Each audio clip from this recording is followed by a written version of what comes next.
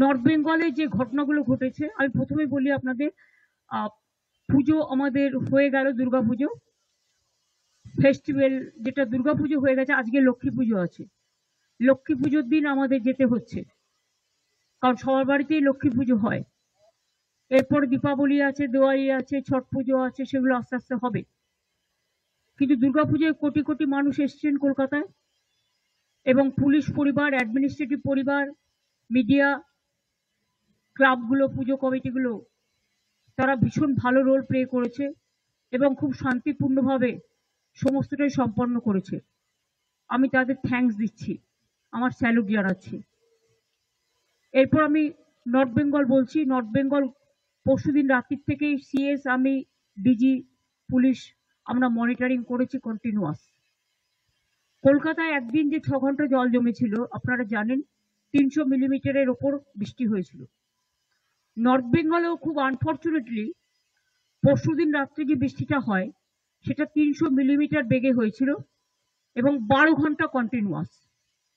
তারপরে ভুটানের জল সংকোচ থেকে আসে, সিকিমের জল এসে পুরো ফ্লাডেড করে দিয়েছে। আজকেও আমি গঙ্গার সামনে থেকে আস্তে আস্তে দেখছিলাম, গঙ্গা পুরো ভর্তি হয়ে গেছে। কাল পরশু হাই টাইড আছে। কথা হচ্ছে, আমি কতটা রাজ্যের আমরা জল সামলাবো। বিহারে বৃষ্টি হলে জল চলে আসছে ফরাক্কা দিয়ে, ইউপিতে বৃষ্টি হলে ফরাক্কা দিয়ে জল চলে আসছে গঙ্গায়, গঙ্গা টুবু টুবু হয়ে যাচ্ছে। আমাদের জলটা যাবে কোথায় এখানে জল বৃষ্টি বেশি হলে? তারপরে ধরুন ডিবিসি তো ইচ্ছে মতো জল ছাড়ছে, পুরোটা নিজেদের খালি করে দিয়ে নিজেদের বাঁচাচ্ছে, ঝাড়খণ্ডকে বাঁচাচ্ছে। ঝাড়খণ্ড বাঁচুক, আমি চাই, কিন্তু তোমরা সিলট্রেশন করছো না কেন? ডিসিলট্রেশন করছো না কেন? আজকে 20 বছর ধরে বলতে বলতে মুখ ব্যথা হয়ে গেছে। মাইথন, ডিবিসি, পাঞ্চেত কোনো জল ভরবার ক্যাপাসিটি নেই। তাহলে রাখার দরকার কি? ড্যাম না থাকলে ভালো হতো, তাহলে জলটা ন্যাচারাল কোর্সে আসতো, ন্যাচারাল কোর্সে বেরিয়ে যেত, সবাই সমানভাবে ভাগাভাগি করতে পারতো। টোটাল আমরা ফেস করছি, দক্ষিণবঙ্গ ফেস করছে ডিবিসি, পাঞ্চেত, মাইথন। দুর্গাপুর ব্যারেজ দিয়ে জলটা ছেড়ে দিচ্ছে এবং আমাদের ব্রিজ থেকে শুরু করে সবকিছু ওই জলের ফোর্সে উড়িয়ে নিয়ে চলে যাচ্ছে। নর্থ বেঙ্গলেও যেটা হয়েছে,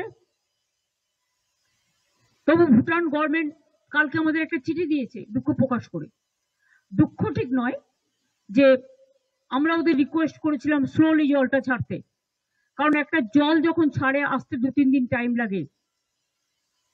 এমনিতেই যা ছেড়েছিল তাতে নাগরাকাটা পুরো উড়ে গেছে, ওদিকে ধূপগুড়ি, ওদিকে জলপাইগুড়ি, আরো অনেকগুলো জায়গা, আলিপুরদুয়ারের কিছু জায়গা, মাটিগাড়া, দার্জিলিং, মিরিক, সবচেয়ে বেশি ক্ষতিগ্রস্ত হচ্ছে নাগরাকাটার মিরিক, জোরবাংলো, ওদিকে কালিম্পং ডিসকানেক্টেড হয়ে আছে।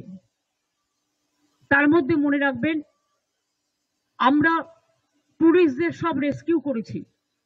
ডায়মন্ড হারবারের একজন মিসিং আছে, অনেক দূরে ছিল, সে মিসিং আছে। তাছাড়া 500 টুরিস্টকে আমরা আজকেই নিয়ে আসছি নিচে, এবং